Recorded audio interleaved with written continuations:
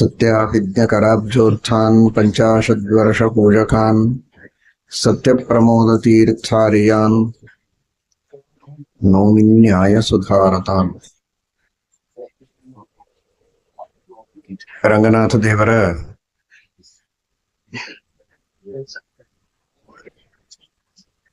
ಸ್ತುತಿಯ ಮೊದಲು ಪದದ ಅರ್ಥವನ್ನು ಸ್ವಲ್ಪ ಚಿಂತನೆ ಮಾಡಿದ್ದೇವೆ. ಪದ್ಮಾಧಿರಾಜೆ ಎಂಬ ಶಬ್ದದ ವಿವರಣೆಯನ್ನು ತಿಳಿದಿದ್ದೇವೆ.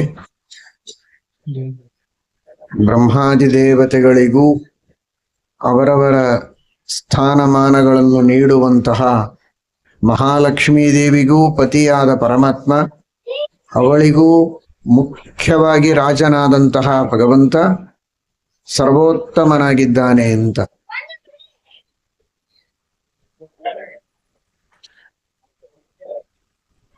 ನಿರ್ದೋಷವಾದ ಆ ಮಹಾಲಕ್ಷ್ಮೀ ದೇವಿಯ ಸ್ವರೂಪವನ್ನು ಪದ್ಮ ಇದು ನಮಗೆ ತಿಳಿಸಿಕೊಡುತ್ತೆ. ಹೇಗೆ ಪದ್ಮ ಕೆಸರಿನ, ಹೊಲಸಿನ, ನೀರಿನ ಲೇಪವಿಲ್ಲದಂತೆ ಶುದ್ಧವೋ, ಹಾಗೆ ಪರಿಶುದ್ಧಳಾದ ಲಕ್ಷ್ಮೀ ದೇವಿಯನ್ನು ಪದ್ಮ ಎಂಬುದಾಗಿ ಕರೀತಾರೆ. ಪದ್ಮದಲ್ಲಿ ವಾಸವಾಗಿರುವ ಕಾರಣ ಪದ್ಮ ಎಂಬುದಾಗಿ ಹೇಳುತ್ತಾರೆ. ಅಂತಹ ಲಕ್ಷ್ಮೀ ದೇವಿಗೆ ಪತಿಯಾದ ಪರಮಾತ್ಮ ಪದ್ಮಾಧಿರಾಜ ಅಂತ. ಅದರ ಜೊತೆಗೆ ಲಕ್ಷ್ಮೀ ದೇವಿಗೆ ಪದ್ಮ ಎಂಬುದಾಗಿ ಹೇಳುವುದಕ್ಕೆ ಕಾರಣ, ಆ ಲಕ್ಷ್ಮೀ ದೇವಿ ಭಗವಂತನ ಸೇವೆಯನ್ನು ಮಾಡುವುದರೊಳಗೆ ಯಾವಾಗಲೂ ತತ್ಪರಳಾಗಿದ್ದಾಳೆ. ಹೀಗಾಗಿ ಪರಮಾತ್ಮನ ಪಾದದ ಸೇವೆಯನ್ನು ಮಾಡ್ತಾ ಯಾವಾಗಲೂ ಇರುವವಳು. ನಿನ್ನೆ ನಾವು ತಿಳಿದಿದ್ದೇನು ಅಂದ್ರೆ, ಲಕ್ಷ್ಮೀ ದೇವಿಯನ್ನ ಗುರುತಿಸುವುದು ಅವಳಿರುವ ಸ್ಥಾನದಿಂದ ಅಂತ. ಪದ್ಮಾಲಯ, ಪದ್ಮದಲ್ಲಿರ್ತಾಳೆ ಅಂತ ಅವಳನ್ನು ಪದ್ಮ ಅಂತ ಕರೆಯುವುದು. ಅದು ಲಕ್ಷ್ಮೀ ದೇವಿಯ ಬಹಳ ಪ್ರೀತಿಯ ಸ್ಥಾನವೇನಲ್ಲ. ಲಕ್ಷ್ಮೀ ದೇವಿಗೆ ಅತ್ಯಂತ ಪ್ರೀತಿಯ ಸ್ಥಾನ ಯಾವುದು ಅಂದ್ರೆ ಭಗವಂತನ ಸಾನ್ನಿಧ್ಯ. ಪರಮಾತ್ಮನ ಸೇವೆಯನ್ನ ಮಾಡುವಂತಹ ಅವಕಾಶ ಸಿಗುವ ಏನೊಂದು ಸಾನ್ನಿಧ್ಯ ಇದೆ, ಅದು ಅವಳಿಗೆ ಬಹಳ ಪ್ರಿಯವಾದದ್ದು. ಪರಮಾತ್ಮ ಸಹಸ್ರ ಶೀರ್ಷ ಪುರುಷ ಸಹಸ್ರಾಕ್ಷ ಸಹಸ್ರಪಾತ್ ಅಂತ ಅನಂತ, ಅಲ್ಲಿ ಸಹಸ್ರ ಅನ್ನೋ ಶಬ್ದಕ್ಕೆ ಸಾವಿರ ಅಂತ ಅರ್ಥ ಅಲ್ಲ. ಪರಮಾತ್ಮನಿಗೆ 1000 ತಲೆ ಇದ್ರೆ ಕಣ್ಣುಗಳು 2000 ಇರಬೇಕಲ್ಲ. 1000 ಹೇಗಿರೋದು? ಸಹಸ್ರ ಶೀರ್ಷ, ತಲೆ 1000, ಕಣ್ಣುಗಳು 2000. ಆದರೆ ಸಹಸ್ರಾಕ್ಷ ಅಂತಾರೆ, ಕಣ್ಣುಗಳು 1000 ಅಂತ. ಕಾಲುಗಳು 2000 ಇರಬೇಕಾಗಿತ್ತು, ಆದರೆ 1000 ಅಂತ ಹೇಳ್ತಾರೆ, ಸಹಸ್ರಪಾತ್. ಅದಕ್ಕೆ ಅರ್ಥ ಸಹಸ್ರ ಅನ್ನುವುದಕ್ಕೆ ಅನಂತ ಎಂಬ ಅರ್ಥವನ್ನು ತಿಳಿಸಿಕೊಟ್ಟಿದ್ದಾರೆ ಶ್ರೀಮದ್ ಆಚಾರ್ಯರು. ಅದೇ ರೀತಿ ಅನೇಕ ಪುರಾಣ ವಚನಗಳಲ್ಲಿ, ಪ್ರಮಾಣ ವಚನಗಳಲ್ಲಿ ಭಗವಂತನಿಗೆ ಅನಂತ ಶೀರ್ಷಃ, ಅನಂತಕರಃ, ಅನಂತಪಾದಃ ಎಂಬುದಾಗಿಯೇ ಹೇಳಿದ್ದುಂಟು.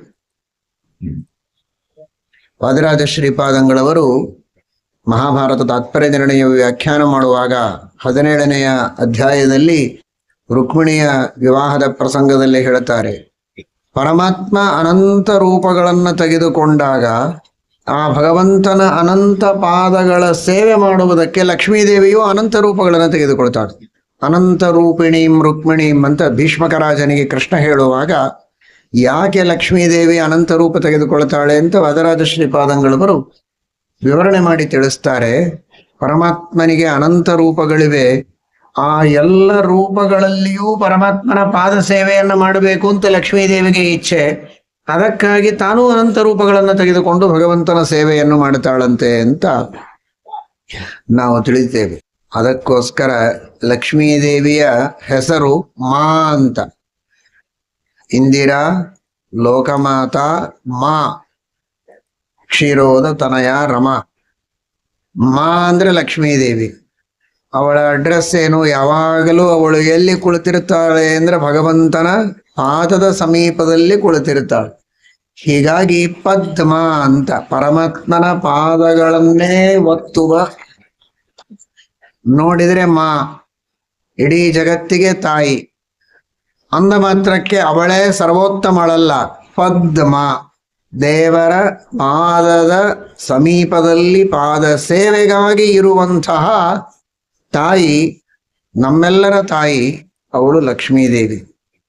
ಅಂತಹ ಅತ್ಯಂತ ಲಕ್ಷ್ಮೀದೇವಿಯನ್ನು ಪತ್ನಿಯನ್ನಾಗಿ ಪಡೆದು ಅವಳಿಗೆ ಗಂಡ ಅಂತ ಅನಿಸಿಕೊಂಡು ಹೆಸರಿಗೆ ಪತಿಯಲ್ಲ, ನಿಜವಾಗಿ ಅವಳು ಅತ್ಯಂತ ಭಕ್ತಿಯಿಂದ ಪಾದ ಸೇವೆಯನ್ನ ಮಾಡುವಂತಹ ಪತ್ನಿಯಾಗಿ ಪರಮಾತ್ಮನಿಗಿದ್ದಾಳೆ. ಅಂತಹ ಪದ್ಮಾದೇವಿಗೆ ಅಧಿರಾಜನಾದವನು ಪರಮಾತ್ಮ ಅನ್ನುವ ದೃಷ್ಟಿಯಲ್ಲಿ ಪದ್ಮಾಧಿರಾಜೆ ಎಂಬುದಾಗಿ ಭಗವಂತನನ್ನು ತಿಳಿಸಿಕೊಡುತ್ತಾರೆ. ಇನ್ನೂ ಒಂದು ಅಭಿಪ್ರಾಯವನ್ನು ನಾವು ತಿಳಿಯಬೇಕು.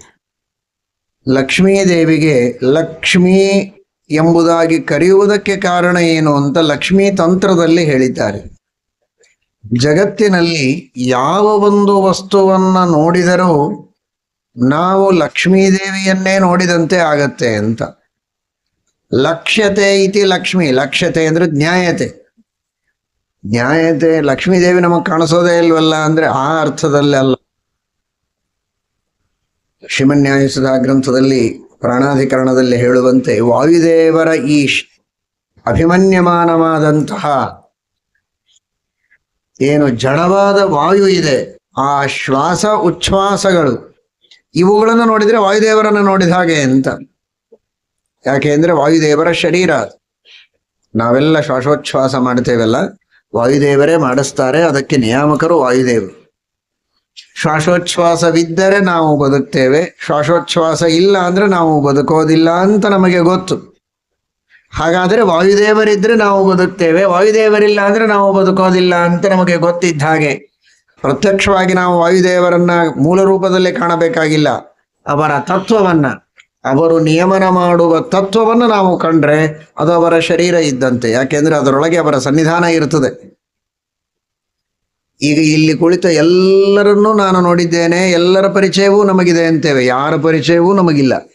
ಯಾಕೆಂದ್ರೆ ನಮಗೆ ಕಾಣುವುದು ಶರೀರ, ಒಳಗಿರುವ ಆತ್ಮ ನಮಗೆ ಕಾಣುವುದಿಲ್ಲ. ನಮಗೆಲ್ಲ ಕಾಣ್ತಾ ಇರೋದು ನಮ್ಮ ಶರೀರ ನಿಮಗೆ, ನಿಮ್ಮ ಶರೀರ ನಮಗೆ ಕಾಣಿಸ್ತದೆ. ಆದರೆ ನನ್ನ ಆತ್ಮ ಇದು ಯಾರಿಗೂ ಕಾಣುವುದಿಲ್ಲ, ನಿಮ್ಮ ಆತ್ಮವು ನಮಗೆ ಕಾಣುವುದಿಲ್ಲ. ನಿಮಗೆ ಗೊತ್ತಾಗತ್ತೆ, ಅದು ಕಣ್ಣಿಗೆ ಗೊತ್ತಾಗುವುದಿಲ್ಲ, ಸಾಕ್ಷಿಗೆ ಗೊತ್ತಾಗ್ತದೆ ನಾನು ಅಂತ. ಅಹಂ, ಇದು ಸಾಕ್ಷಿ ಪ್ರಜ್ಞೆ.